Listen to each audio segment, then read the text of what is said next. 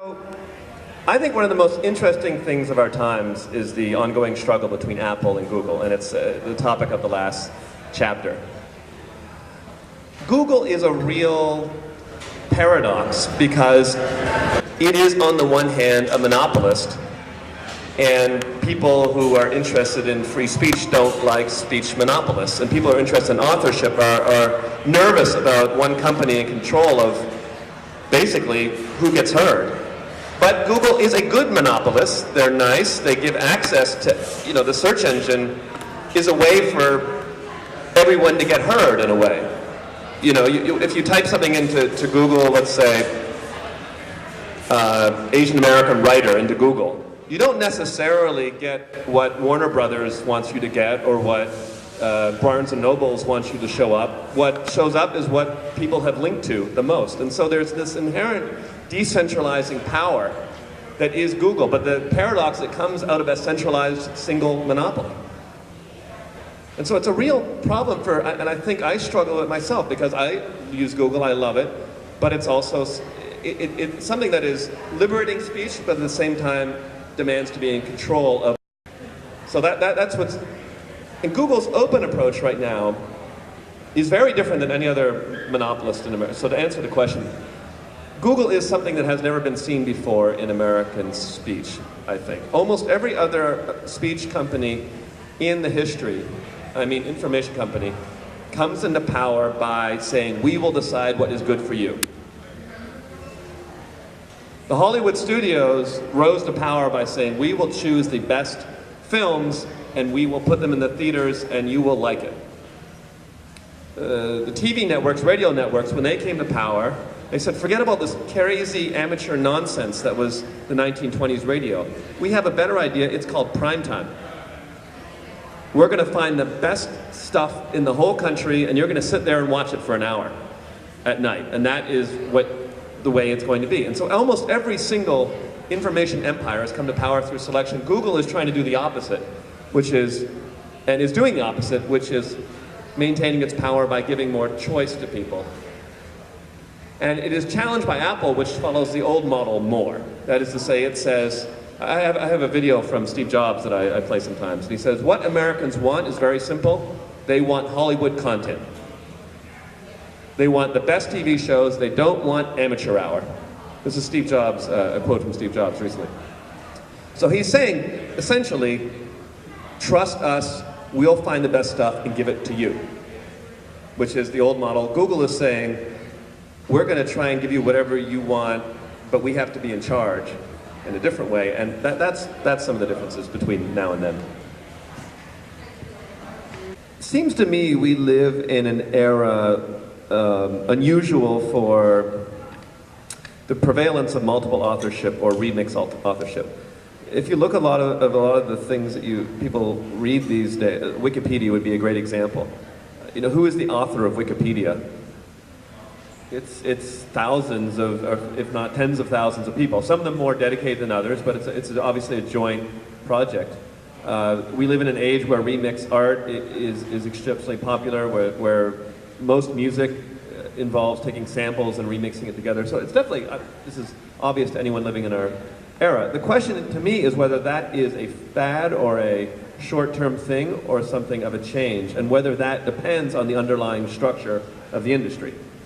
In other words, if we return to, let's just say, for example, that the mobile phone takes over as the major, or the iPad, take over as the major devices by which you get onto the internet. It's much harder to imagine something like Wikipedia centered on the iPad or the iPhone or even an Android phone because they're just hard to type on. They're devices for consumption, not devices for creation. And so this sort of feeling we've had in the last 10 years that everybody is a creator and a consumer may be just a 10-year we'll look back and be like, wow, that was a wild and crazy time, but now we all have tablets and phones and we're back, and that stuff was a little bit too crazy and amateur anyways. I think there's a real possibility we'll look back 10 years, unless we kind of try to change things and say, well, that era where everyone was a blogger, everyone was on an editor of Wikipedia or something, everyone had a creative aspect, Yeah, I mean, that was fun, but you know, the iPad or the iPhone are better. Yeah, it could be a passing phase. I don't know. So just to repeat the question is, the line about the internet is with Kindle, anyone can be a writer, but when you remove gatekeepers, does that decrease the quality of literature? You know, it's a fundamental question that recurs throughout history, and it's basically the story of curation. You know, whether it's better to have hierarchical structures that choose a few things that are the best, or whether it's better to have a whole bunch of stuff, some of which is good and some of which is bad, which kind of speech environment you prefer. Myself, I think the latter, even though it's a little bit, that is an open system, is profoundly more democratic and more consistent with a country that is supposed to have a free speech tradition. I think it is a very fundamental choice. I'm very wary of that claim that literature will go downhill, films will go downhill, or things will go downhill. I think the essence of a free speech marketplace is more people being able to speak, and that is as important as there being good things out there. And anyway, it's always an overstated claim, because I think, in fact, the competitive pressure of the internet and other media have forced television to become a lot better. You know, if you look in the 60s and 70s, they had no competition whatsoever. They could just feed Americans whatever they wanted. And you know, so they came up with Charlie's Angels and like other just crap, and there was no pressure. And I think that I deeply believe, and I think it is more consistent with the whole idea of free speech in a system of survival of the fittest. So I'm very wary of these claims that if we have more speech, quality will suffer. Yes, maybe the average quality will suffer, but it is actually what free speech is about. Is the nature of that power, or what we call power, different now than it was 100 years ago? How do you deal with that, with power, just as a concept in your career? That's a great question. In a lot of ways, my book is, I have to admit, a little bit of a power fetish book. I mean, the cover looks kind of scary, and one of the things I was very interested in writing this book was the motivations of the people who build information empires, AT&T, Google, Facebook. You know, basically, I'm interested in the same things people were interested who did that movie, The Social Network. I'm interested in what it is that drives these people. And I interviewed a lot of the CEOs of Terry Levine, Steve Case, Eric Schmidt, these kind of people. And what's interesting to me is I think there is something special about people who want to be in charge of media or information companies, because I don't think they're just interested in money like the average businessman. I think it is the possibility of a kind of mind control that really gets them going. Like I talked to Jerry Levine, for instance, and who ran Time Warner when it was, AOL Time Warner was the biggest media company in the world. And he said every morning his assistant would report to him how many people they had touched that day, touch points, and how many eyes or minds they had affected. I think this was just like what he wanted. Money, like that stuff was fine, but the real thing was to just be able to reach people. And you know, someone even a little bit in the media world, when you talk to an audience of 500 people, you just feel this feeling that you know, it's better than getting $100 in your pocket. It's addictive. And I think that deeply motivates. And that power over people's minds has always had a special role in information industries, which partially is why the economic analysis of market power just isn't enough to understand how to deal with these companies.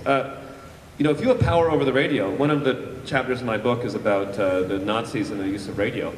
You know, they turned a nation of relatively reasonable people into a nation of killers, partially because they had something called prime time.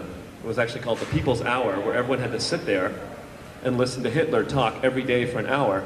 And they had a special radio, which was only tuned to German stations. It couldn't reach other ones, a little net neutrality tie in there. And they had a radio that could only reach German stations.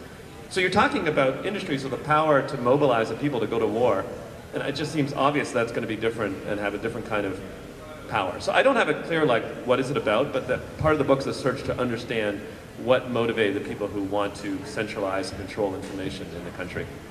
Your point is there's a certain historical movement. Is that a good thing for narrowly niche products versus mainstream products? Is it a good thing from an aesthetic perspective, unless you adopt the egalitarian perspective, which is simply more is more? You know, we're talking about a lot of things in this panel, so,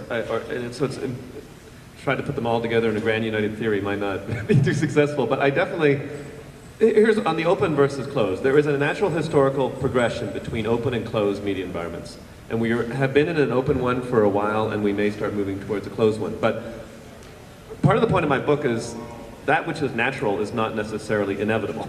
That is, we do have some choice. And if we have liked living in an era where it's relatively easier to self-publish, relatively easy to make a film, we have a relatively open medium, we can resist. We can resist some of the closing that has happened historically to every other new medium. That is, we can sort of defend an open internet, and I think that's worth doing. But it takes a certain awareness and sometimes painful decisions. You know, Apple and Google, or especially Apple is a company, which I've said many times has great products, but then there's also a certain closing of the internet implicit in the iPad and the iPhone. Structurally, they are televisions. If you look carefully at the iPad, it's basically a reincarnation of the television in the 1950s. It's not something that you create with. And if the computer is replaced with the iPad everywhere, we're again a nation of consumers, and you know, creation goes back into the backyard. And so, you know, a lot of people like the 1950s. When there's appeal to it. Life is simple. You know, you watch Mad Men; they have pretty cool outfits, and the furniture is really nice. But it was also a period of incredible conformism and incredibly centralized control over what everyone saw, ate, and did. And I think we can resist that, but I do think natural trends will lead us back towards there. So that doesn't answer the question about aesthetics and good or bad. Maybe I'll make one comment. You know, there may be no truly objective theory as to what is beautiful or not, but there are people who think they know what people want and will choose for the whole nation. You know, I don't want to pick on Steve Jobs, but I think and he's pretty good at it, thinks he knows what people want. And he's pretty right a lot of the time. And there's something incredibly attractive about that, but also kind of terrifying.